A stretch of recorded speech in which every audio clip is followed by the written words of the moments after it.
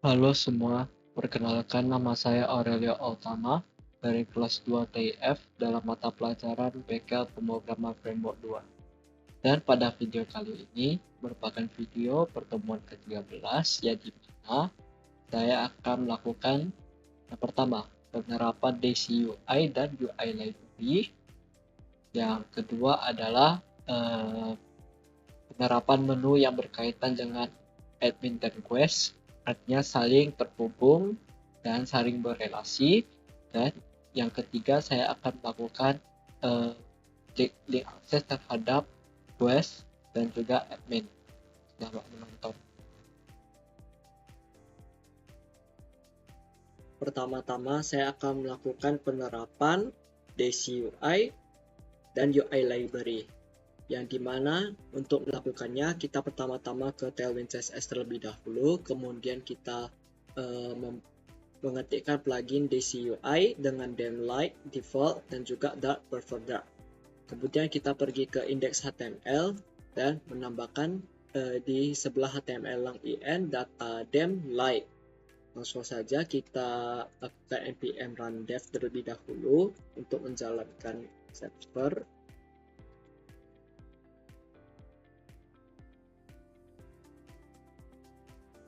Terlihat sudah menerapkan DCUI dan juga seperti ini contoh UI library-nya.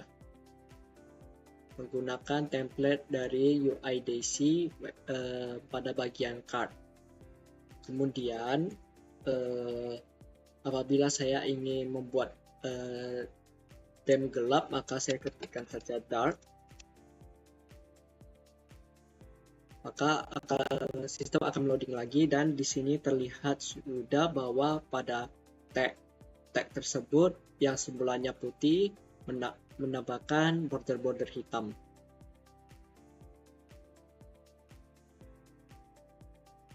Selanjutnya, saya akan membahas mengenai menu yang berkaitan antara admin dan quest. Seperti contohnya yang pertama adalah produk, di mana produk di sini saya sudah membuat database menggunakan Supabase yang sudah bersifat online, yang dimana mengambil ID, mengambil image URL dalam bentuk teks, title text, VRAM text, price INT, rating INT, text, tagnya text, brandnya teks, detailsnya menggunakan JSONB karena dia menggunakan children. Kemudian ya pada image URL-nya sendiri saya menaruhkan gambar tersebut pada storage yang bernama GPU image, ya di mana saya sudah melakukan public agar dapat agar link tersebut dapat diakses dan juga diambil untuk menampilkan data. Seperti di sini, apabila jika kita melakukan get URL, maka akan mendapatkan link URL tersebut dan kita lakukan SQL editor dan kita hanya menempelkan link tersebut dan akan database tersebut akan masuk ke image URL.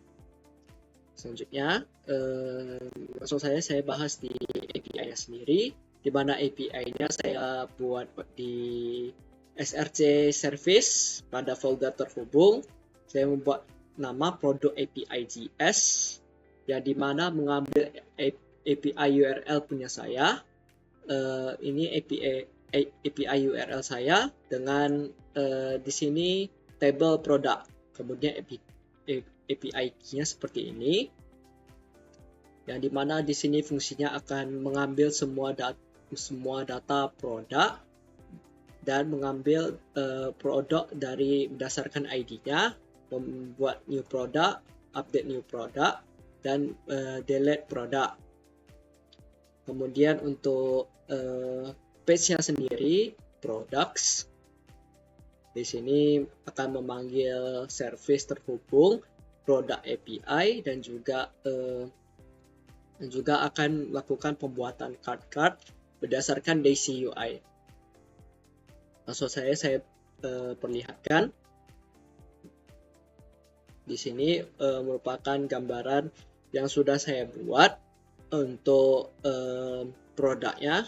Kemudian ada juga saya buat untuk produk detail yang mengambil data juga berdasarkan API, dan di mana merupakan versi lengkapnya yang ada di dalam database, seperti mengambil title, brand, VRAM, MHZ, mark consumption, release year, price, dan rating. Seperti ini. Apabila kita klik, maka kita akan langsung dipindahkan menggunakan dynamic route dan akan menampilkan produk yang telah kita pilih. Di sini yang telah kita pilih NVIDIA RTX 350, brandnya NVIDIA, VRAM 6GB, clock speed 177 MHz, power 130 watt, release year 2022, dan price-nya 2.950.000 dengan rating 4/5. Kemudian apabila kita tekan kembali, maka kita akan dioper kembali lagi ke halaman produk.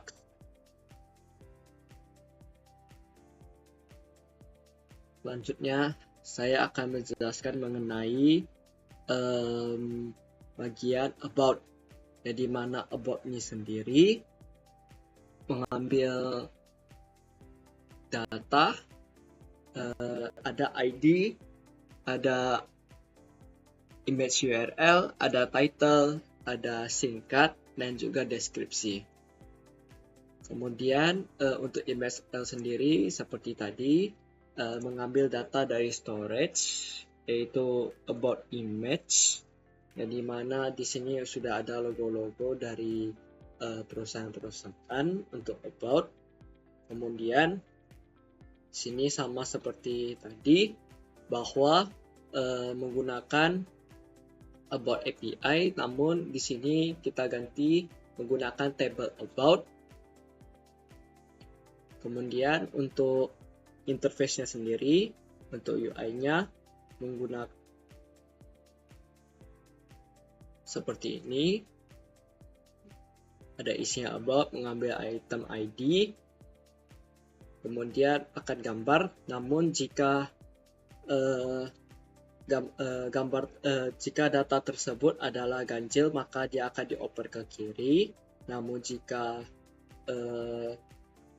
data tersebut adalah genap, maka akan dioper ke kanan.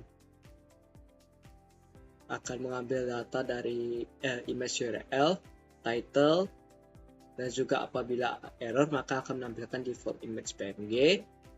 Kemudian di sini akan menampilkan title, singkat, dan juga saya juga menerapkan toggle expand yang dimana apabila ditekan maka akan memunculkan item deskripsi. Seperti ini penerapannya. Kita pergi ke about, dan berikut merupakan tampilan dari about JSX.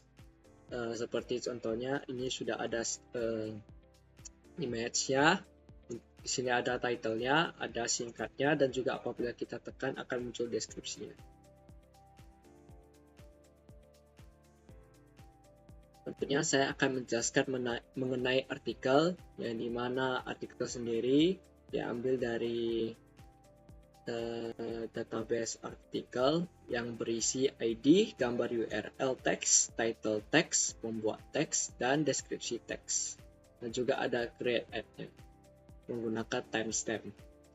Yang dimana seperti tadi di storage-nya kita mengambil gambar artikel dari artikel image, kemudian kita akan langsung tempel saja URL-nya.